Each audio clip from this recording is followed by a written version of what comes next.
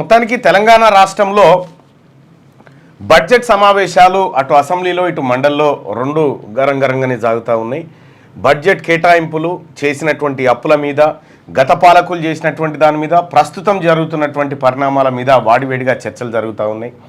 So ఈ నేపథ్యంలో తెలంగాణ రాష్ట్రంలో పెట్టినటువంటి 3,04,000 కోట్ల బడ్జెట్ ఏదైతే ఉందో ఈ బడ్జెట్ నిజంగా రీచ్ అవుతుందా కాదా అంటే ఒక ప్రమాదం అక్కడ నిన్న నేను లేవనెత్తడం జరిగింది. తెలంగాణ రాష్ట్రంలో ఉన్నటువంటి ఆర్థిక వ్యవస్థ ప్రధానంగా 3 రంగాలు, ప్రథమ రంగం, ద్వితీయ రంగం, తృతీయ రంగం. ప్రథమ రంగంలో వ్యవసాయ రంగాన్ని మనం చూడొచ్చు, తర్వాత ద్వితీయ రంగంలో పరిశ్రమల రంగాన్ని చూడొచ్చు, తృతీయ రంగంలో ఐటీ సేవలు ఈ రంగాలను చూడొచ్చు.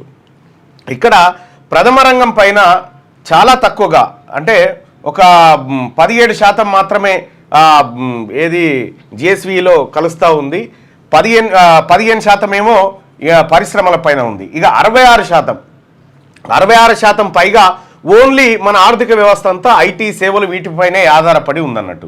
సో ఇప్పుడు ఆర్టిఫిషియల్ ఇంటెలిజెన్స్ వచ్చిన తర్వాత ఈ ఐటీ రంగం ఇట్లనే ఉంటుందని చెప్పడానికి వీల్లేదు. కాబట్టి మనం ప్రథమ ద్వితీయ రంగాల వైపు పోవాలి, కంపెనీలు పెట్టాలి, తర్వాత ప్రొడక్షన్ పెంచాలి, తర్వాత వ్యవసాయ రంగాన్ని లాభదాయకంగా మలచాలి. ఇటువంటి వాటిపైన పెడితే బెటర్.